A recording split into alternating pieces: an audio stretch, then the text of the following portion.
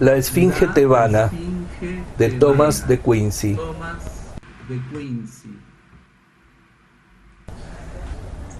El más antiguo relato entre las historias paganas, anterior en 2 generaciones al ciclo de Troya, es el de Edipo y el oscuro destino que lo llevó a la ruina junto con su descendencia. Ninguna historia logró conmover durante tanto tiempo la sensibilidad de los griegos, ni provocarles tan religioso temor, y ninguna llegó a ser considerada tan apta para ser representada por los grandes poetas.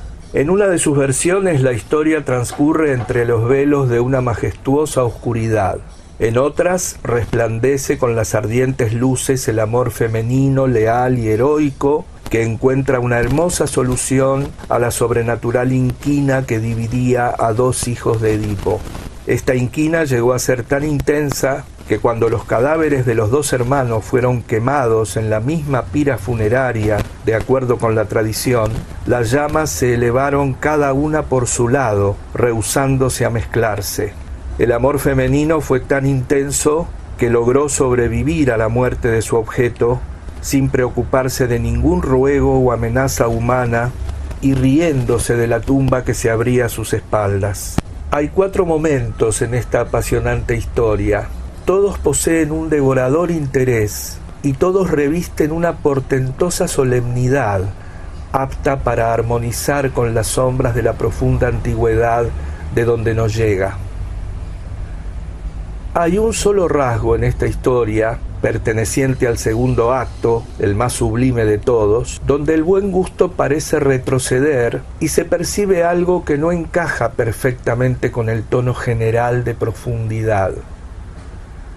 Se trata del acertijo de la Esfinge, que, como será explicado, nos parece lamentablemente por debajo de la grandeza del momento. Han pasado 3000 años desde que fue formulado el acertijo y puede parecer extraño que la solución adecuada no se haya presentado hasta noviembre de 1849. Es verdad, puede parecer extraño, pero es posible que nosotros, en el año del Señor de 1849, podamos atravesar un obstáculo que detuvo al rey Edipo en el año 1200 o 1300 a.C. El largo intervalo entre el enigma y su respuesta puede llegar a recordarle al lector una vieja historia de Joe Miller, en la cual un viajero, evidentemente un ser curioso, al pasar por una posada preguntó al dueño: ¿cómo prefiere que le preparen los huevos? Sin esperar la respuesta se retiró y luego de 25 años, al volver al mismo lugar, el viajero miró sorprendido al posadero y recibió la breve respuesta: fritos. En efecto, un largo paréntesis de 25 años y nosotros atravesando con la mirada un anchísimo lapso. Debemos intentar mirar fijo a la Esfinge y convencer a esta misteriosa señorita, si nuestra voz puede alcanzarla, que se satisfizo demasiado fácilmente con la respuesta recibida, que la verdadera respuesta está aún por llegar y que en realidad Edipo lanzó su solución estando todavía en el bosque.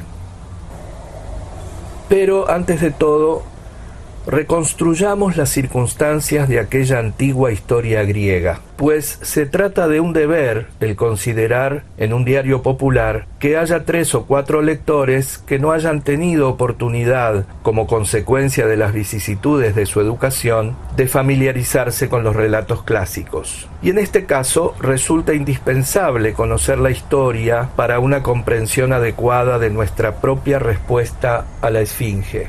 El relato tiene un valor independiente y separado en sí mismo, pues ilustra una profunda pero oscura idea de los tiempos paganos que se vincula con las percepciones elementales del hombre sobre los abismos de sus relaciones con lo sagrado y logra deslizarse furtivamente hacia aquello que tan sutilmente llamó Milton las oscuras fundaciones de nuestra naturaleza humana. Esta noción, que resulta difícil explicar con una frase moderna, pues no tenemos una idea que la abarque, fue llamada en latín expiación.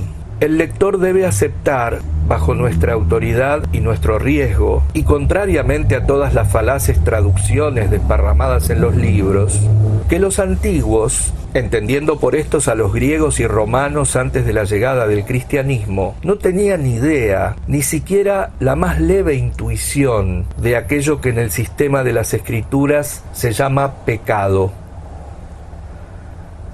La palabra latina peccatum, la palabra griega amartía, son generalmente traducidas como pecado, pero ninguna de las dos tenía ese sentido para los autores pertenecientes al período clásico. Al recibir un nuevo significado con la llegada del cristianismo, estas palabras, tal como ocurrió con muchas otras, adoptaron y fueron recubiertas con acepciones doctrinarias nuevas. Pero originalmente no las admitían ni hubieran podido hacerlo, pues para los antiguos no había forma de acceder a una idea tan profunda como la de pecado. Platón, 400 años antes de Cristo, o Cicerón, más de 300 años después, consideraron la idea de culpa en todos sus grados y matices, pero no la de pecado. Estaban en la misma posición de un perro inteligente frente a la idea de gravedad o de fuerzas centrífugas. Se trata del tremendo postulado, bajo cuya idea reposa, que constituye el momento inicial de esa revelación común al judaísmo y al cristianismo. No tenemos ninguna intención de detenernos en la discusión del tema. Bastará para abordar esta situación decir que la culpa, en todos sus matices, solo se refiere a una falta o defecto del individuo. El pecado, en cambio, siendo la más misteriosa y triste de las ideas, implica una mácula que afecta a todo el género humano y no solo al individuo. Esta es la diferencia entre una mancha individual y otra que no es considerada como una enfermedad que nos pertenece, sino que está igualmente difundida por toda la familia humana. No estamos argumentando como profesores de teología o de filosofía, y nos tiene sin cuidado la perspectiva con la cual el lector pueda llegar a interpretar esta profunda idea. Lo que queremos afirmar es que esta idea resultó absolutamente inapreciable a los paganos de Grecia y Roma, que las múltiples traducciones de Píndaro, Aristóteles y de los trágicos griegos en las que aparece a intervalos la palabra pecado resultan más extravagantes e insólitas que la presencia de la palabra categoría o la expresión unidad sintética de conciencia colocadas en medio de la arenga de un brujo indio de la tribu Cherokee, y por último que la más cercana aproximación a la abismal idea que los cristianos abarcamos con la palabra pecado, un acercamiento a aquello que nunca podrá ser tocado, una escritura similar a la quiromántica en la mano de cada hombre, que se trata de una escritura que ningún hombre puede leer, es la idea de expiación, próxima a la de pecado original, y que resulta la expresión de un castigo a cuyas razones la parte afectada no puede acceder directamente, y de un destino personal e individual que no puede extenderse al género humano. Este es el tipo de desdicha ejemplificado por Edipo. Tuvo que cargar con el insoportable peso de una acción descalificadora, plena de humillaciones y miserias, y en la cual no estaba involucrado. Parecería que hubiese cometido los crímenes más atroces. Era un asesino, un parricida, perpetró incesto, pero ¿cómo? En el caso de que se le acusara de asesinato, se habría defendido con el argumento de la autodefensa, en la que no apeló a la ventaja de recursos desiguales, sino que por el contrario tuvo que batirse solo contra 3 hombres, luego de haber sido provocado de una manera insolente e intolerable. ¿Fue un parricida? ¿Importa desde un punto de vista moral que su padre, y a consecuencia del abandono de ese mismo padre, le fuera absolutamente desconocido? ¿Fue incestuoso? Pero ¿cómo? Si los oráculos del destino, como queda claro en varios sucesos y por la presencia de criaturas misteriosas como la Esfinge, lo vapulearon como a un barco librado a la marea, resultándole absolutamente insospechada la criminalidad de sus actos. Edipo cometió todos esos actos contra la santidad de la naturaleza y era, sin embargo, un buen hombre que no tenía la menor idea de los horrores en que estaba envuelto, como le ocurre a un ojo que frente a la luz del mediodía de un día de verano no puede vislumbrar las estrellas que se ocultan tras la claridad diurna. Hagamos una rápida revisión de los incidentes de su vida. Layo, rey de Tebas y descendiente de los Labdáside, se enteró, al estar esperando un hijo de su esposa Yocasta, y a través de varias voces proféticas, que ese niño se convertiría en su asesino. Resulta llamativo que en todos estos casos, habituales en toda la literatura clásica, las partes amenazadas por el destino crean en esta amenaza. Entonces, ¿por qué buscan escaparle? Y creyéndola o no, ¿por qué se creen capaces de escapar? Este niño fatal, que no es otro que el Edipo de la tragedia, fue entregado enseguida de nacer por Layo a un esclavo para que lo arrojara desde el monte Citerón. La orden fue ejecutada. El niño fue arrojado y quedó suspendido de los pies entre las ramas de un árbol y se esperaba que fuera devorado por las fieras. Pero un pastor, al encontrarlo en posición tan peligrosa, lo liberó y lo llevó ante sus amos, el rey y la reina de Corinto, que lo adoptaron y lo educaron como si fuera su propio hijo. Edipo no tardó en enterarse por sus compañeros de que no era el hijo de los reyes y que la verdadera identidad de sus padres era absolutamente desconocida. Y con la determinación de averiguar su origen y su destino, al convertirse en un hombre joven, se marchó de Corinto con dirección a Delfos. El oráculo de Delfos, en confabulación con su terrible destino, envió a Edipo a Tebas a buscar a sus padres. En una estrecha parte del camino se topó con un carruaje que se dirigía en sentido contrario, de Tebas a Delfos. El chofer, amparado en el poder de su amo, ordenó al joven extranjero que despejara el camino, ante lo cual Edipo, respondiendo al impulso de su sangre joven, lo mató ahí mismo. El arrogante noble que ocupaba el carruaje se dirigió furioso a vengar el ultraje, luchó con el joven extranjero y cayó muerto. Quedó un testigo en el carruaje, pero asustado ante el destino corrido por su amo y su camarada, huyó silenciosamente hacia el bosque que bordeaba el camino, sin revelar ninguna palabra de lo que había ocurrido, pero permaneció reservado por el oscuro sino de Edipo para el terrible día en el que su testimonio, junto a otros hechos circunstanciales, serviría para acusar al joven emigrante corintio de parricidio. Mientras tanto, Edipo no se consideraba en absoluto un criminal, sino, por el contrario, un hombre ofendido que había usado su derecho natural a la defensa propia contra un insolente agresor. Ese agresor, como el lector ya debe haber supuesto, era Layo.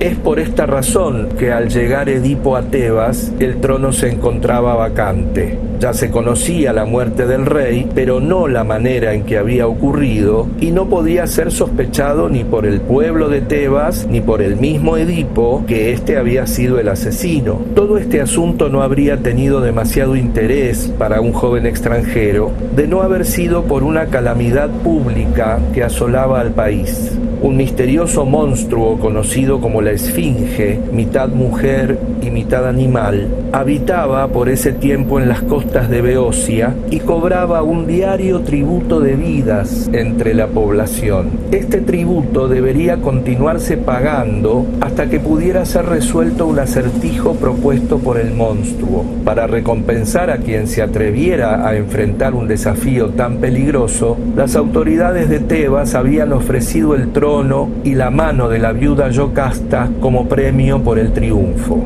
Y Edipo, ya fuera por motivos privados o de ambición pública, participó en la lista de voluntarios.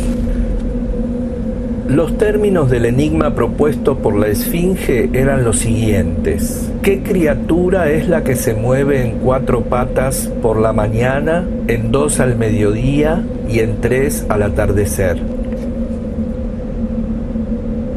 Edipo, después de pensarlo, contestó que esa criatura era el hombre, que gatea con piernas y manos siendo niño, camina vigoroso durante la juventud y se ayuda con un bastón al llegar a la vejez. Inmediatamente la horrible Esfinge admitió que la solución era la correcta y se lanzó de cabeza desde lo alto de una roca en dirección al mar. Su poder desapareció en cuanto su secreto fue revelado. De esta manera fue destruida la Esfinge, y de acuerdo con lo prometido, Edipo recibió rápidamente la compensación por su gran servicio al país. Fue aclamado como rey de Tebas y se casó con Yocasta, la viuda real. Así fue como ocurrió, y sin que hubiera sospechas ni de los habitantes ni propias que permitieran señalar a Edipo como asesino de su padre, ni que había ocupado su trono, ni que se había casado con su propia madre. Durante una cantidad de años, estos terribles sucesos permanecieron en la oscuridad, pero al ocurrir una peste, se decidió enviar una embajada a Delfos para tratar de averiguar la causa de la ira divina y la manera de aplacarla. La embajada retornó a Tebas en conocimiento de los fatales secretos vinculados con Edipo, pero tuvieron la prudencia de difundir restringidamente aquello que afectaba tan terriblemente al personaje más poderoso de la nación. Quizá en toda la historia del arte humano aplicado a narrar el desarrollo de una fábula poética no haya nada tan exquisito como el manejo de esta crisis por parte de Sófocles. El primer descubrimiento vincula a Edipo con la muerte de Layo. Produce cierta sorpresa, pero sin generar miedos o remordimientos escandalosos. Ya sabía que había matado a un hombre de rango en una pelea súbita. Que se descubriera que ese hombre era Layo no agregaba nada que hubiera que lamentar, todo quedaba igual. Había sido simplemente un caso de una riña en el camino, un caso que había sucedido fuera del marco de las violaciones habituales en la aristocracia.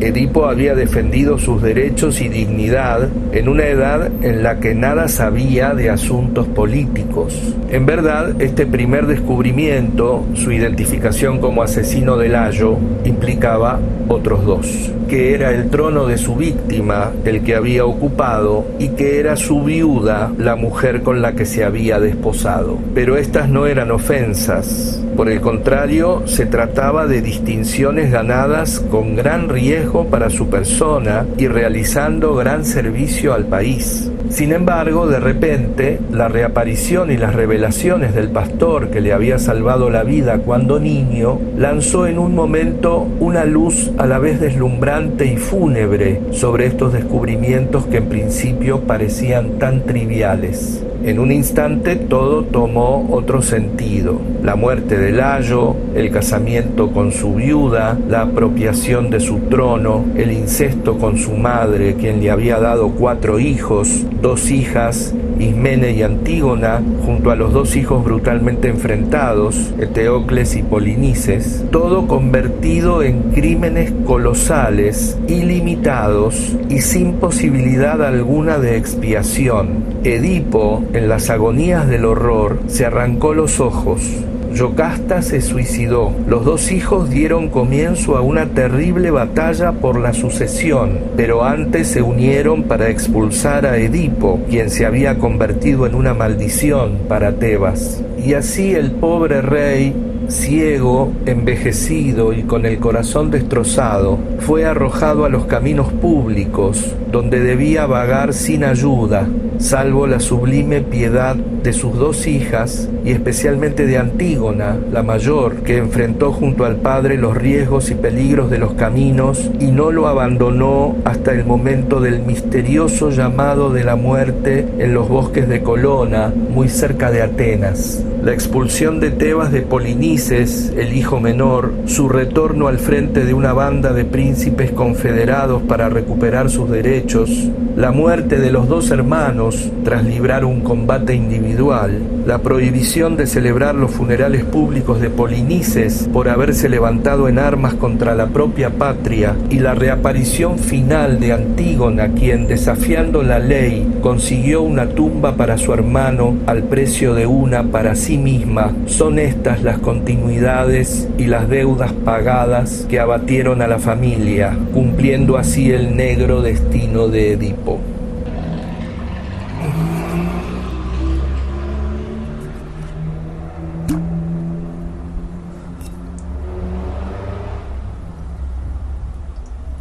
Y ahora, tras haber revisado los incidentes de la historia, ¿qué es lo que objetamos en la solución dada al enigma de la Esfinge? No negamos que es una solución al enigma y la única que fue posible hallar hasta ahora. Es realmente una solución y hasta ahora satisfactoria, pero lo que negamos es que sea la solución. Se supone que todas las grandes profecías, que todos los grandes misterios admiten dobles, triples y aún cuádruples interpretaciones, donde cada una va ganando en dignidad y donde cada una va proponiendo secretamente otra. Aún los agentes naturales, a medida en que crecen en grandeza, multiplican sus propósitos finales. Los ríos y los mares no son solo útiles como una manera de separar a las naciones entre sí, sino también como medio de unión, no solo para bañarse o para todo propósito de limpieza, sino como reserva de peces, como vehículo de comunicación, como permanentes fuentes de fertilidad para la tierra, etc. En cierto sentido, debe presumirse que todo misterio, de la clase que sea, tiene una explicación manifiesta, pero esconde una segunda y más profunda.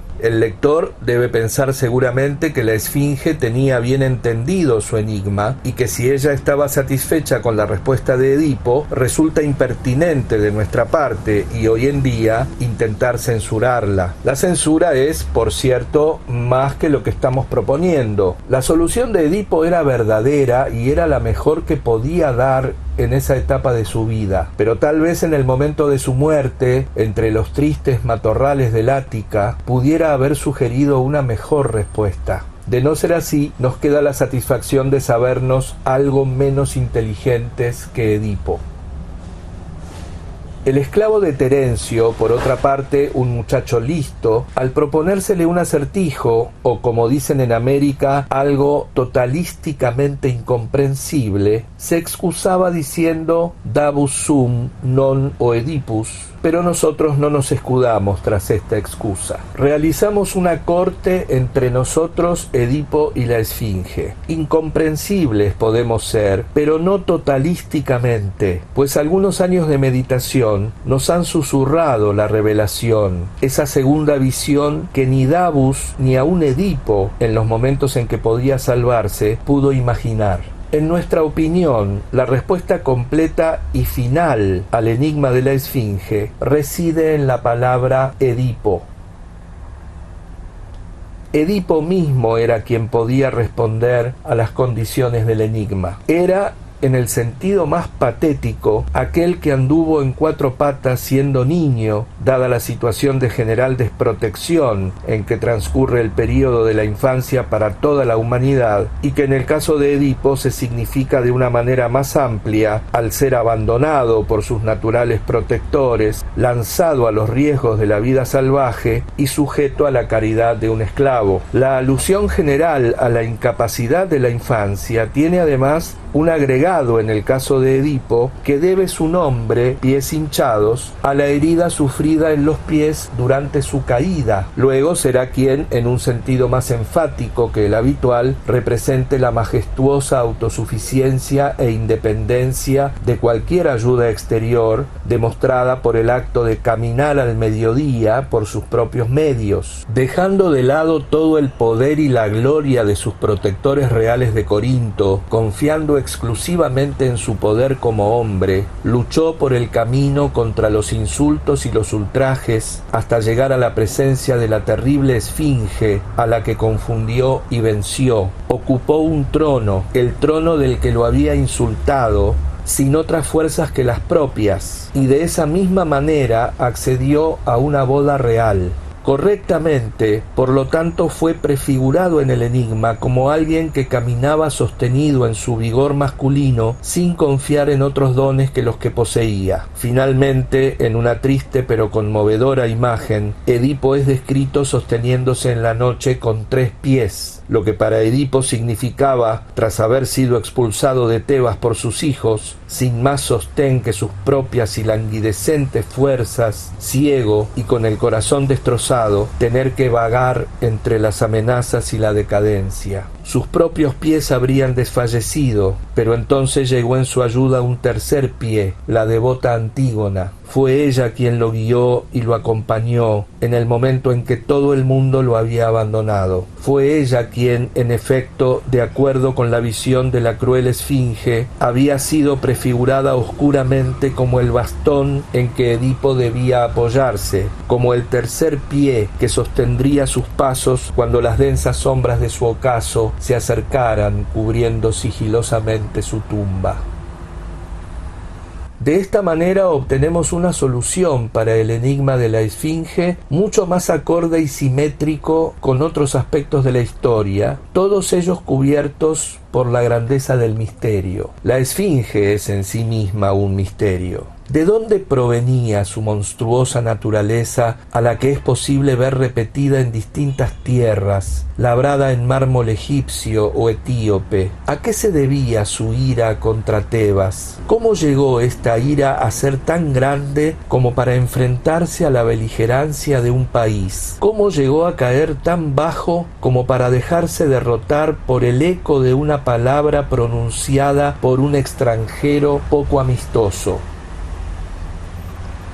Sigue siendo también misteriosa la confabulación del destino contra este infeliz extranjero. Las desgracias sufridas en la infancia le pusieron en las manos una nueva oportunidad para escapar. Esas desgracias lo habían llevado hasta Corinto, y de permanecer allí hubiera estado a salvo, pero la caprichosa arrogancia de la juventud lo lleva al único lugar de la tierra donde las posibilidades de confirmar su destino desgraciado lo acechan en las sombras.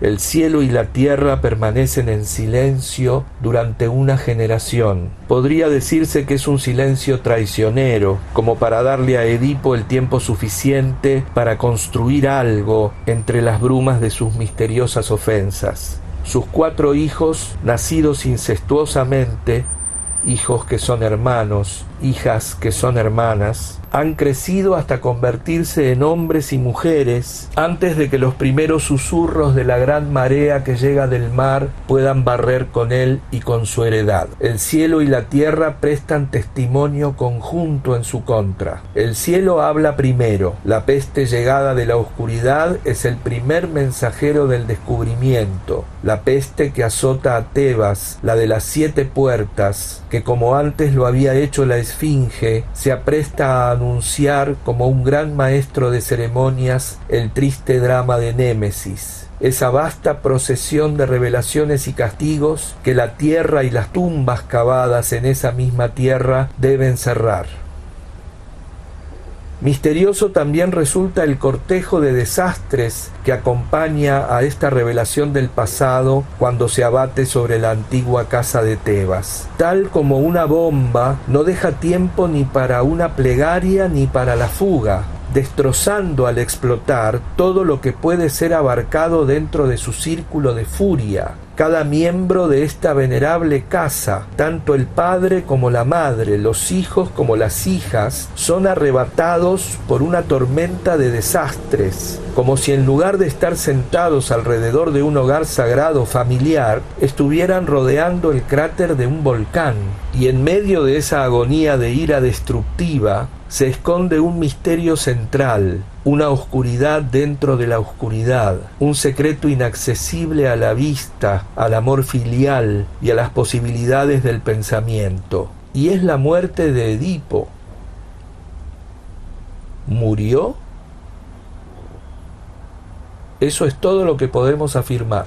Qué terrible debe ser el sonido que alcanza el corazón atravesado por el horror de algunos pobres criminales, piratas o asesinos, que solo son culpables de una mera ofensa humana, cuando al llegar el ocaso y tentados por la posibilidad de una noche pacífica, se arrastran furtivamente hasta una posada, deseando una noche alejada de sus remordimientos, y de repente escuchan la voz del severo oficial que les dice: «Señor, está arrestado». Esta intimación sigue siendo inteligible, asusta pero no aturde. Lo máximo que puede ocurrirle es comparecer ante el patíbulo. Terrible, se dice el infeliz, debe ser el camino de angustias que debo atravesar, pero ya ha sido recorrido por otros.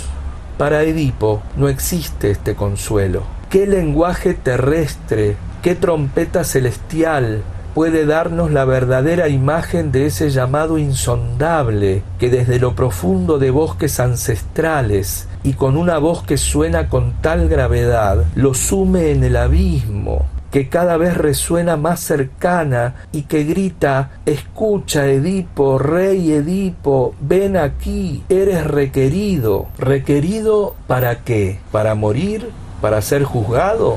¿Para habitar en un páramo de solitarias eternidades? Nadie pudo llegar a saberlo. Se abrieron abismos en la corteza de la tierra. Enormes brazos oscuros se estrecharon para recibir al rey. Nubes y vapor flotan sobre la terrible cima, y no quedaron rastros ni testimonios de su destino, a pesar de haberse conocido la cercanía de la muerte. Ni una tumba, ni huesos, ni polvo, ni epitafio. ¿Pudo seguir la esfinge con su cruel mirada estas fatales consecuencias de su derrota en los territorios de Colona? ¿Se atormentó cuando las olas se cernían sobre su cabeza con aquellas mortales palabras? ¿Dijo acaso: «Yo, hija del misterio, soy llamada, soy requerida, pero entre el rugido del mar y el eco de las aves marinas, escucho desde lo alto un nuevo y distante llamado, escucho que tú, Edipo, hijo del misterio, también serás requerido»? ¿Obró acaso la moribunda esfinge en vano, tratando de hacer llegar en medio de sus últimas convulsiones su aliento helado hasta el corazón de aquel que la había derrotado? ¿Cómo saberlo? Ambos enemigos eran misteriosos parias, y tal vez puedan volver a enfrentarse con ardiente odio en algún mundo lejano.